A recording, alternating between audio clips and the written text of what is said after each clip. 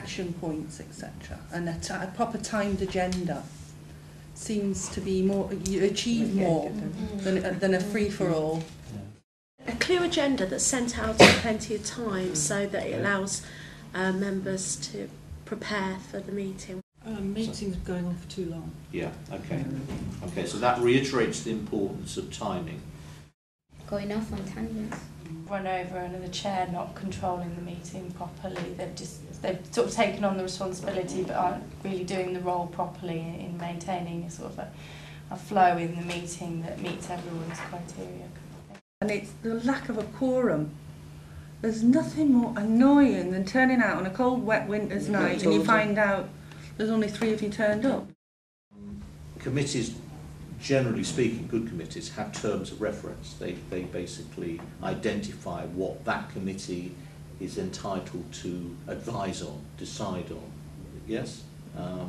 And it's important to know those terms of reference, because if you're moving outside those terms of reference, you're wasting everybody's time. Because we're people, so yes. Occasionally humour might come into it, and the chair needs to allow that to happen. Okay, so if the chair is completely authoritarian and already knows the answers, and actually conveys that they know the answers, there is a danger in people just sort of, oh, well, there's not much point in being here. We want our committees to have members who actually share the same goals. They're there for a particular purpose, whether it's to do with race equality or deafness or whatever it is, you know, and you consider it important. We want our committees to be well organised, where there's you know, a time limit to the meeting, where there are action points that come out of the meeting, and so forth. We want an agenda well in advance, perhaps with papers, by the way, so that you can read things beforehand and consider them.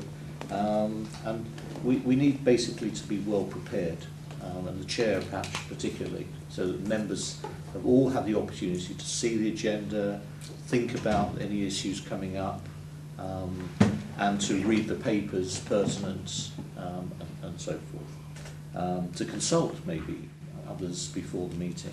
We want our committees to be inclusive, don't we? So that we don't want people marginalised because of their political position or because of other characteristics. We want to include people.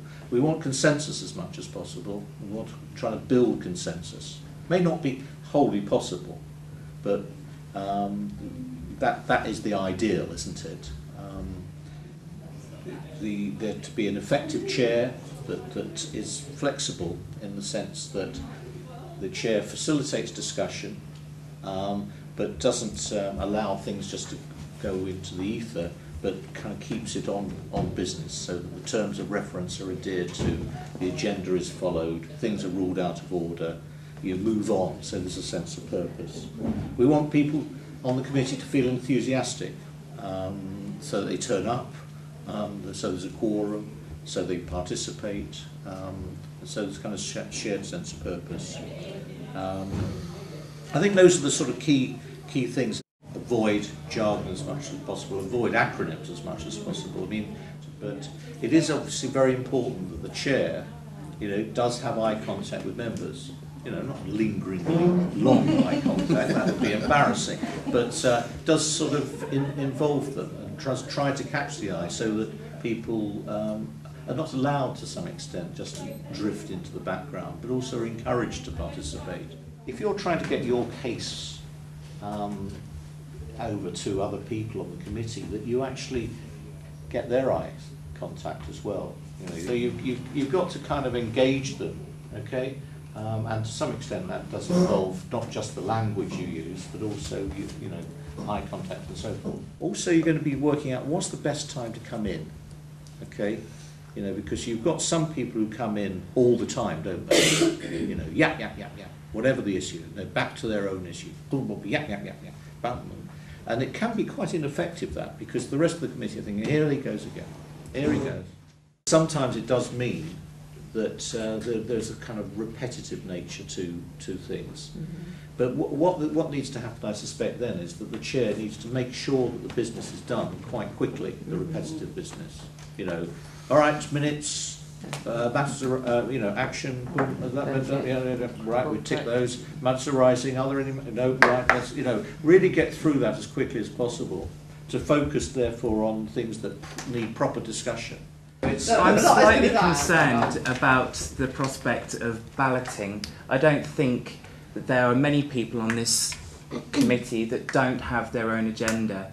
So rigging would be something that would concern me. So that's one style. Very, very focused. So the next meeting, you come along. The first thing you do is really, in a way, check that these actions have been undertaken, and so you're following it through.